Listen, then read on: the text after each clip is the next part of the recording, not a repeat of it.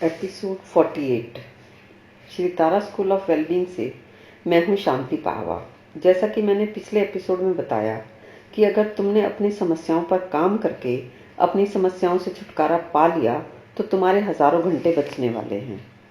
वो घंटे जो तुम अपनी प्रॉब्लम्स को बताकर या सोच सोच कर रोने धोने में लगा देते हो, वो घंटे जो तुम व्यर्थ ज्ञान के विचारों को दूसरों को समझाने में लगा देते हो, वो घंटे जो दूसरे तुम्हें समझाने में लगा देते हैं।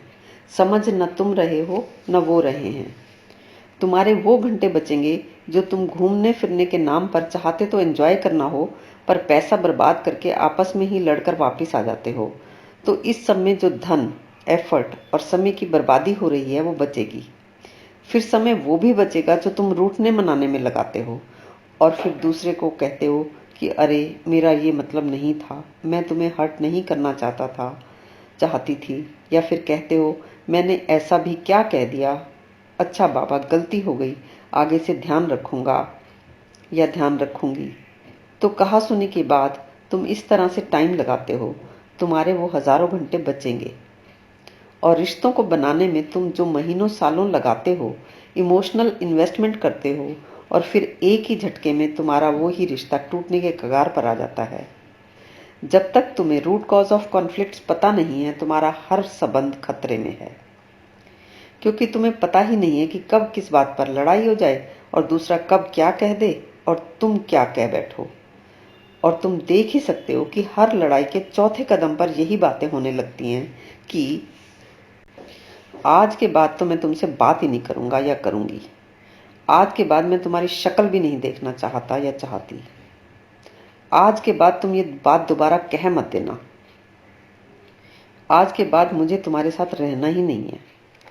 और भी ना जाने क्या क्या कह देते हो तुम एक दूसरे को। तो तुम्हें पता ही नहीं है कि कब किस बात पर लड़ाई हो जाए और बात ब्रेक कब तक पहुंच जाए, और जो तन मन और धन लगा है दोनों तरफ से वो सब बर्बाद हो जाए। और तुम्हें नहीं पता कि कब तुम गुस्से में कितना अपना नुकसान कर बैठते हो, कितनी पिकनिक पार्टीज या आउटिंग्स मिस कर देते हो, या फिर वहां जाकर भी सड़े हुए बैठे रहते हो, एंजॉय ही नहीं कर पाते हो। और फिर दूसरों के साथ शेयर करने में भी तुम्हारे हजारों घंटे लगते हैं कि देख उसने मेरे साथ ये किया, मैंने उसके साथ उसके लिए क्या क्या नहीं किया, कितना कितना समय लगाया और उसने मुझे बदले में क्या सिला दिया। ये सब शेयर करने में भी तो तुम्हारा टाइम लगता है। और तुम जीवन में ऐसी चॉइसेस कर लेते हो, वर्क की और कैरियर की, जो तुम्हारे मन के आराम के अनुकूल नहीं होती, और फिर पछताने में भी समय बर्बाद करते हो। देखो, आपसी संबंधों की समस्याओं का उपाय मन को जाने बिना संभव नहीं है, और मन के स्वभाव को जानने का बाय प्रोडक्ट है कि तुम हर चॉइस करते वक्त मन के आराम का सहज ही ध्यान रखने लग जाते हो। तो तुम तकलीफों से भी बचते हो और समय की भी बचत होती है। ये anger, hatred, conflict and hurt, ये सब मात्र शब्द नहीं हैं, ये तुम्हारी एनर्जी और टाइम दोनों कंज्यूम करते हैं। बिना टाइम लगाए तो तुम एंगर भी नहीं कर सकते। It needs time. हर्ट के लिए भी तुम्हें समय लगाना ही पड़ता है। टू फील द हर्ट, सोचना पड़ता है, किसी को बताना पड़ता है, अकेले में बैठकर भी सोचना पड़ता है कि ये उसने मेरे साथ क्या कर दिया। समय और एनर्जी जो किसी हेल्दी एंटरटेनमेंट में लगा सकते थे, वो हर्ट, एंगर, हेट्रेड को सोचने में, या उससे जो इंटरनल या एक्सटर्नल एक्टिविटी क्रिएट होती है, सोचने की, बताने की या रिटेलिएट करने की एक्टिविटी में भी टाइम लगाना ही पड़ता है। जब भी तुम्हें समय का ख्याल आए तो ये एग्जाम्पल याद कर लेना। यदि एक व्यक्ति लंगड़ा कर चलता हो और उससे कहा जाए कि तुम 90 डेज तक फिजियोथेरेपी में 2 घंटे लगाओ तो आराम से चल सकोगे सारी जिंदगी। इस पर अगर वो व्यक्ति कहे कि मैं इतना टाइम तो नहीं निकाल सकता, वो कहे कि मैं तो पहले ही लंगड़ा कर चलने की वजह से तकलीफ में हूँ, टाइम मेरे पास पहले ही कम है, ऊपर से आप 2 घंटे रोज लगाने की बात कर रहे हो। यही हालत तुम्हारी है समय निकालने के मामले में। और तुम्हें उस लंगड़ा कर चलने वाले व्यक्ति की मूर्खता तो साफ दिखती है, और तुम्हारे मन में उसके प्रति करुणा भी आती है कि बस वो इतना सा समझ ले और जैसे कैसे टाइम निकाल ले तो सारी जिंदगी उसको आराम हो जाएगा और उसका टाइम बचेगा, पर तुम कुछ कर नहीं पाते। ऐसे ही अगर समय की कमी कारण बने तुम्हारे द्वारा काम ना करने का, तो हम भी कुछ कर नहीं पाएंगे।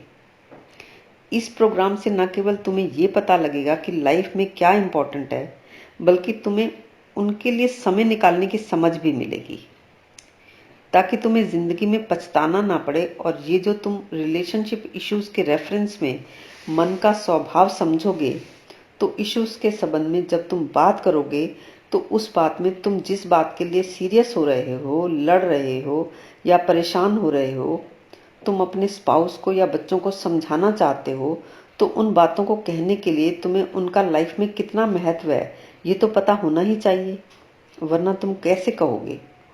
तो what is important in life, इसको तुम इस काम में एज ए बाय प्रोडक्ट जानोगे। और जब तक ये पता ना हो कि क्या इम्पोर्टेंट है और क्या अनइम्पोर्टेंट है, तुम इश्यूज को डील ही नहीं कर पाओगे। तो ये दोनों काम की लाइफ में इम्पोर्टेंट क्या है और इश्यूज को डील कैसे करना है, एक साथ ही होंगे।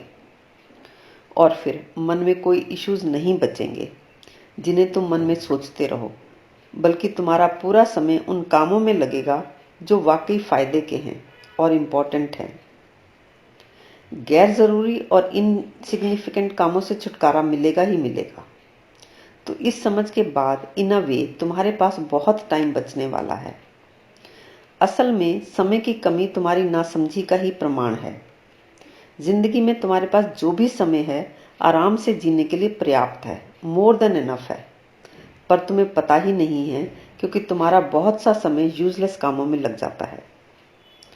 एक और इम्पोर्टेंट बात यह भी है कि ये प्रोग्राम अपने घर में अपनों के बीच में रहकर ही करना होता है, यानी कि जिन लोगों में तुम रह रहे हो उन्हीं के साथ रहते हुए सीखना होगा कि उनसे डील कैसे किया जाए, उन्हीं के साथ कैसे खुश रहा जाए।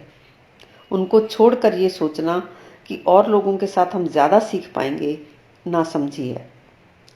अलग लोगों के साथ थोड़ी बहुत समस्याओं का ही हेरफेर होता है, परिणाम वही होते हैं, anger, irritation, hurt, hate, retaliation, resentment. बस इश्यूज अलग हो सकते हैं। मेरे शब्दों में यदि आपको कोई फायदा हो सकने की संभावना नजर आए, तो आप आएं और जानें इन नए तरीके के बारे में। हमारी डिटेल नीचे डिस्क्रिप्शन बॉक्स में दी हुई है।